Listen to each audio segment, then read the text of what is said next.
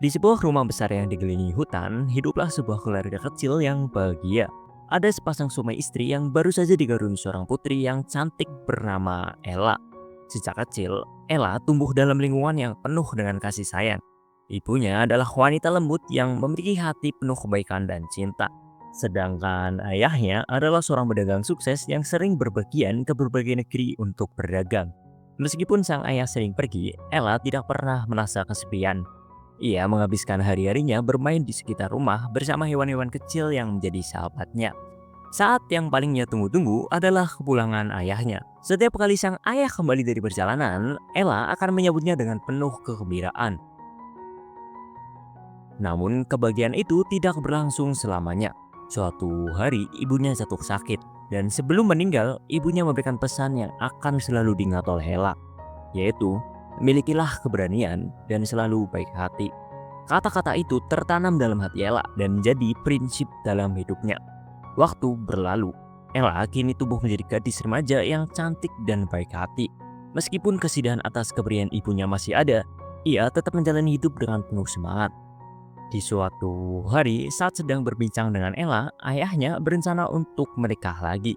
Dan ia meminta izin kepada Ella untuk menikahi seorang wanita yang bernama Lady Treyman, seorang janda dari ketua serikat pedagang. Ella menerima keputusan ayahnya dengan lapang dada.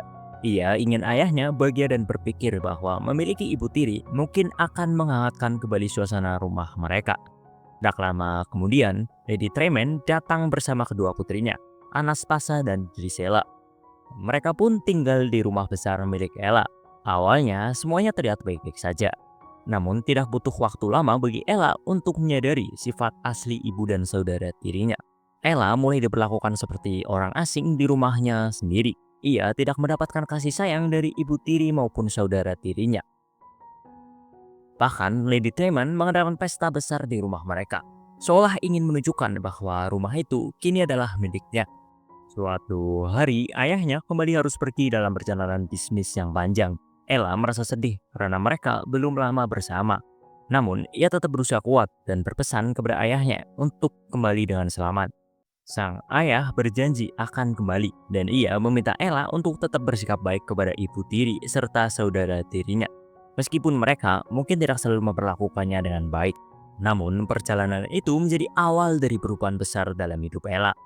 Setelah kepergian ayahnya, kehidupan Ella mulai berubah drastis. Ibu dan saudari tirinya yang sebelumnya tampak ramah, kini menunjukkan sikap asli mereka.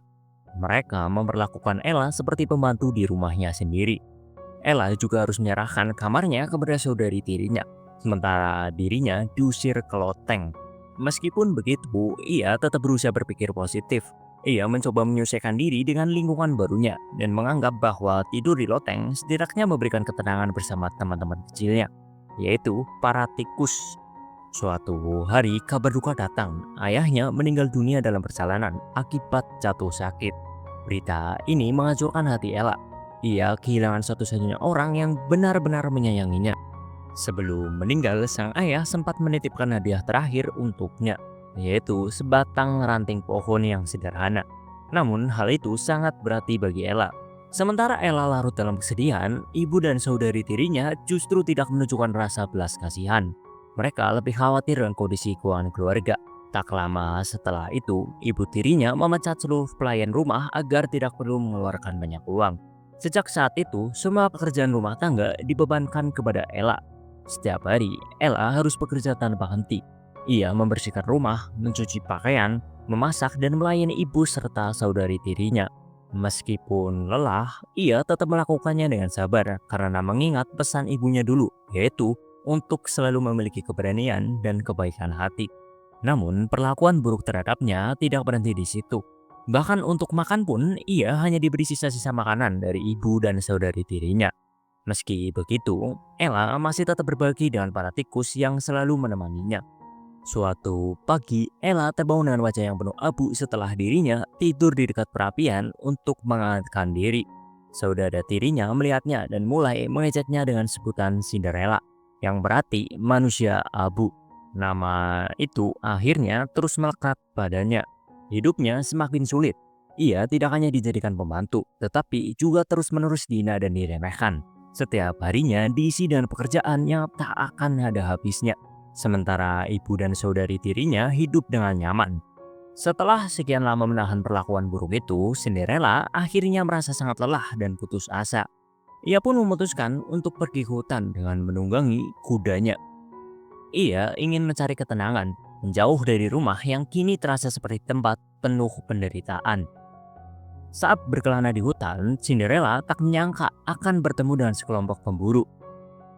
Di antara mereka ada seorang pria muda yang bernama Kit. Tanpa Cinderella sadari, Kit sebenarnya adalah pangeran kerajaan. Begitu melihat Cinderella, Kit langsung terpesona oleh kecantikannya dan kebaikan hatinya. Namun Cinderella mengira Kit hanyalah seorang pemuda biasa yang sedang magang di istana. Mereka berbincang singkat, tetapi Cinderella tetap merahasiakan siapa dirinya. Bagi Cinderella, ini adalah pertama kalinya ia bertemu seorang pria dewasa yang baik. Dan tanpa disadari, benih-benih cinta mulai tumbuh dalam hatinya. Sementara itu di istana, Kit baru saja mengetahui bahwa ayahnya, sang raja, sedang menderita penyakit serius. Meski begitu, sang raja berusaha menenangkan Kit, mengatakan bahwa kematian adalah bagian dari kehidupan dan ia tak perlu khawatir. Di dalam istana, Kit ditemani oleh penasihat kerajaan yang bernama Grenduk, serta kepala pengawal kerajaan yang bernama Kapten. Mereka pergi ke studio lukis untuk membuat potret resmi Kit sebagai bagian dari persiapan pesta dansa kerajaan. Acara ini diadakan dengan tujuan mencari calon istri untuknya. Kit setuju dengan rencana pesta itu, tetapi ia mengajukan satu syarat, yaitu semua rakyat, baik bangsawan maupun rakyat jelata, harus diizinkan datang. Di dalam hatinya, Kit berharap bisa bertemu kembali dengan gadis yang ia temui di hutan. Permintaan Kit mendapatkan tanggapan beragam.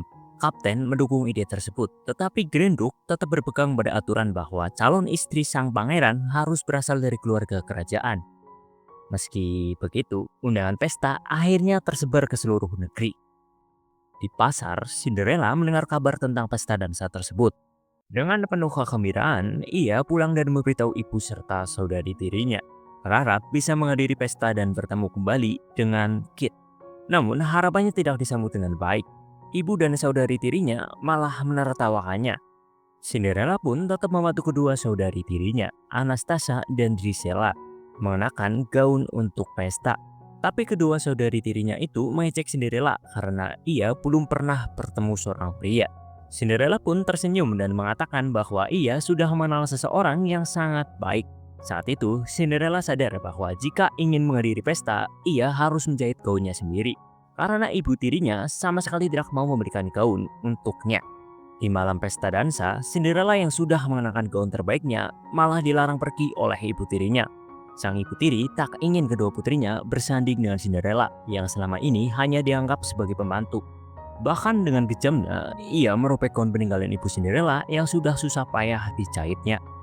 Cinderella hanya bisa menangis dan meratapi kepergian mereka. Di tengah kesedihannya, tiba-tiba muncul seorang nenek tua yang meminta segelas susu. Awalnya, Cinderella mengira itu hanya nenek biasa, tetapi ternyata nenek itu mengaku sebagai ibu perinya. Cinderella tak langsung percaya, karena selama ini ia menganggap ibu peri hanya ada di dalam dongeng. Namun begitu sang nenek mengayunkan tongkatnya, tubuhnya bersinar dan berubah menjadi ibu peri yang sesungguhnya.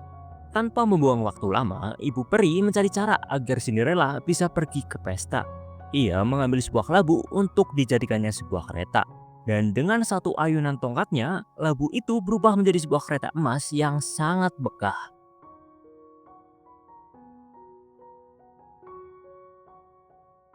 Cinderella yang terkejut akhirnya mulai percaya pada keajaiban ibu peri. Lalu 4 ekor tikus sahabatnya disulap menjadi kuda putih. 2 ekor kadal disulap menjadi pelayan. Dan seekor angsa berubah menjadi kusir. Namun masih ada satu masalah. Gaun Cinderella sudah rusak. Yang kemudian ibu peri mengubah gaun lusuh itu menjadi gaun yang sangat indah.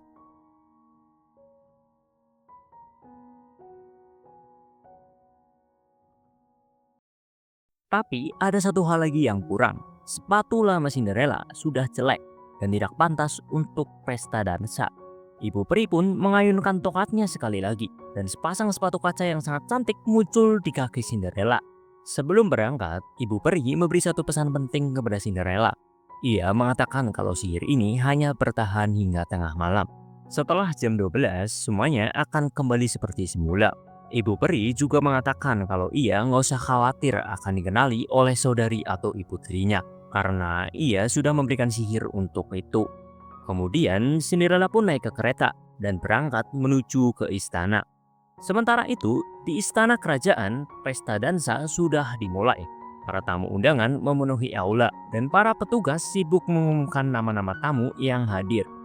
Namun, Pangeran Kit terus melihat ke sekeliling, mencari sosok gadis yang ia temui di hutan.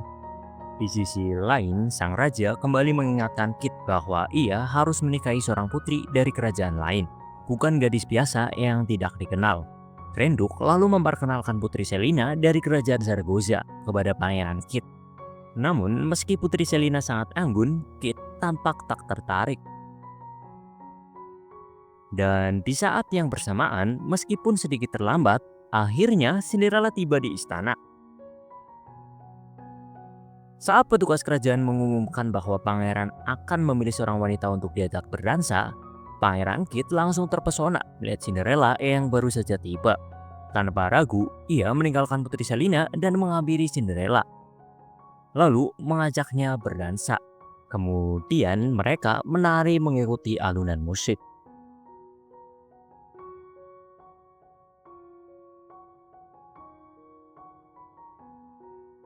Ibu tiri dan saudari tiri Cinderella juga melihatnya, tetapi mereka sama sekali tidak mengenali siapa gadis cantik itu. Melihat pangeran berdansa dengan seseorang yang bukan putri kerajaan, ibu tiri Cinderella pun meminta kedua anaknya untuk ikut turun ke lantai dansa. Namun, Pangeran Kit justru mengajak Cinderella pergi. Saat sedang berbincang, Cinderella baru menyadari bahwa pria yang menemaninya menari itu adalah putra sang raja. Ia terkejut, tak menyangka bahwa pria yang ia temui di hutan ternyata seorang pangeran. Pangeran Kit lalu membawa Cinderella ke taman. Ia mengungkapkan bahwa jika kembali ke pesta, ayahnya pasti akan memaksanya menikahi putri dari kerajaan lain. Cinderella pun menyarankan agar Kit memilih sendiri calon pengantinnya dan membujuk sang raja. Namun, Kit tahu bahwa mengubah pikiran ayahnya tidaklah mudah dan akan membutuhkan waktu lama. Mendengar hal itu, Cinderella merasa kasihan pada Pangeran Kit yang bahkan tidak bisa menentukan pilihannya sendiri. Sementara itu, di dalam istana, Grenduk dan Kapten mulai curiga dan mencari tahu siapa sebenarnya Cinderella. Grenduk khawatir pangeran akan memilih Cinderella, padahal ia sudah dijodohkan dengan Putri Selina. Saat mereka sedang berdiskusi, ibu tiri Cinderella kebetulan mendengar percakapan mereka. Di taman rahasia, Pangeran Kit dan Cinderella masih mengobrol. Tiba-tiba, sepatu kacanya terlepas. Pangeran Kit dengan lembut memungutnya dan memasangkannya kembali ke dalam kaki Cinderella. Pangeran Kit ingin tahu lebih banyak tentang Cinderella. Namun, tepat ketika Cinderella hendak menjawab, lonceng berdentang. Menandakan waktu telah mencapai tengah malam. Sadar bahwa sihirnya akan segera hilang, Cinderella buru-buru berterima kasih kepada pangeran atas malam yang indah itu. Dengan tergesa-gesa, ia berlari menuju keretanya yang dijaga oleh kadal yang kini sedang asik menikmati makanannya. Cinderella berlari melewati taman, melewati kerumunan tamu yang masih berdansa, hingga tanpa sengaja ia menabrak sang raja. Dalam keadaan panik, ia sempat mengatakan kepada raja bahwa Pangeran Kit sangat menyayanginya. Lalu kembali berlari sebelum segalanya berubah kembali seperti semula. Pangeran Kit berusaha mengejar Cinderella yang berlari meninggalkan pesta. Namun di tengah pelariannya, salah satu sepatu kacanya terlepas. Cinderella tidak punya banyak waktu untuk mengambilnya, jadi ia terus berlari menuju keretanya. Pasukan kerajaan yang dipimpin oleh Grenduk segera diperintahkan untuk menangkapnya sebelum ia melewati gerbang istana. Namun, Cinderella berhasil lolos dan si kadal yang menjadi kusir langsung menutup gerbang sebelum pasukan bisa mengejarnya lebih jauh. Sementara itu, lonceng terus berdentang, menandakan bahwa waktu sudah melewati tengah malam. Perlahan, sihir ibu peri mulai menghilang. Kadal kembali menjadi kadal. Angsa kembali menjadi angsa. Dan para tikus pun berubah kembali ke bentuk aslinya. Kereta mewah Cinderella pun mengecil dan berubah kembali menjadi labu. Cinderella pulang ke rumahnya di bawah rintik hujan. Meskipun semuanya kembali seperti semula, hatinya masih dipenuhi kebahagiaan karena malam yang indah itu. Sesampainya di rumah, ibu tiri dan saudari tirinya langsung membicarakan putri misterius yang beruntung bisa berdansa dengan pangeran. Mendengar itu, Cinderella hanya bisa tersenyum karena sebenarnya putri misterius itu adalah dirinya sendiri. Namun, ibu tirinya mulai curiga dengan sikap Cinderella yang tampak berbeda. Ia lalu berkata bahwa gadis misterius itu tidak akan bisa menikah dengan Pangeran Kit karena pangeran sudah dijodohkan dengan Putri Selina. Mendengar hal itu, senyum di wajah Cinderella perlahan menghilang. Hatinya menjadi sedih. Namun, ia tetap menyimpan sepatu kacanya dengan baik dan menuliskan kenangan malam itu dalam buku hariannya. Sementara itu, suasana duka menyeliputi istana. Sang raja yang sudah sakit parah akhirnya berada di penghujung hidupnya. Sebelum meninggal, ia berpesan kepada Pangeran Kit untuk segera menikahi Putri Selina demi kepentingan kerajaan. Namun, Pangeran Kit dengan lembut menolak. Baginya, kerajaan tidak hanya butuh persaudaraan politik, tapi juga pemimpin yang memiliki keberanian dan kebaikan hati. Mendengar jawaban itu dan melihat putranya yang kini sudah dewasa, sang raja akhirnya merestui pilihan Kit. Sebelum mengembuskan nafas terakhirnya, ia menyarankan agar Kit mengadakan sayembara untuk menemukan gadis yang kehilangan sepatu kaca itu. Tak lama setelah itu, sang raja pun meninggal dalam pelukan Pangeran Kit. Kini, Kit resmi naik tahta menjadi raja. Ia segera mengumumkan sayembara ke seluruh negeri untuk mencari pemilik sepatu kaca tersebut. Mendengar kabar itu, Cinderella langsung berlari ke kamarnya dan dengan penuh semangat mencari sepatu kacanya yang selama ini ia simpan dengan baik. Namun tak disangka sepatu kaca Cinderella hilang dan ternyata ibu tirinya yang mengambilnya. Ibu tirinya mencoba menawarkan negosiasi dengan Cinderella. Dia mengatakan kalau Cinderella bisa menikah dengan Pangeran Kit, tapi dengan syarat ibu tirinya lah yang akan menjadi nyonya kerajaan dan kedua anaknya akan menikah dengan bangsawan, serta Pangeran Kit harus dijauhkan dari kerajaan. Mendengar tawaran konyol itu, Cinderella akhirnya berani menentang ibu tirinya. Dengan tegas, dia menolak semua persyaratan itu yang membuat ibu tirinya marah besar. Ibu tirinya pun menghancurkan sepatu kaca milik Cinderella dan mengurungnya di loteng, melarangnya pergi kemana-mana. Sementara itu, ibu tiri menemui Grenduk, membawa pecahan sepatu kaca Cinderella dan berusaha membuat kesepakatan agar anak-anaknya bisa menikah dengan orang kaya. Grenduk yang memang tidak ingin Pangeran Kit menikahi rakyat biasa, setuju dengan tawaran ibu tiri tersebut. Grenduk membawa sepatu kaca itu kepada Pangeran Kit dan berkata bahwa sepatu tersebut ditemukan di jalan. Menurut Grenduk, gadis misterius itu sengaja meninggalkan sepatunya karena tidak ingin ditemukan. Namun, Pangeran Kit tetap bersikeras mencari gadis itu, meskipun ia tahu gadis tersebut mungkin tidak ingin bertemu dengannya. Grenduk setuju untuk mencari gadis itu, tapi dengan syarat jika tidak ditemukan, Pangeran Kit harus menikah dengan Putri Selina. Pangeran Kit pun setuju. Dengan satu syarat, Grenduk harus benar-benar bersungguh-sungguh dalam mencarinya. Akhirnya, sepatu kaca yang ditinggalkan Cinderella mulai dibawa keliling negeri untuk mencari pemiliknya. Grenduk berusaha dengan sungguh-sungguh mencarikan pemilik sepatu tersebut, mengunjungi rumah-rumah bangsawan hingga rakyat jelata. Setiap rumah yang ada gadis, sepatu itu akan dicoba. Namun, meskipun sudah dicari kemana-mana, sepatu itu tidak ada yang pas dengan gadis manapun.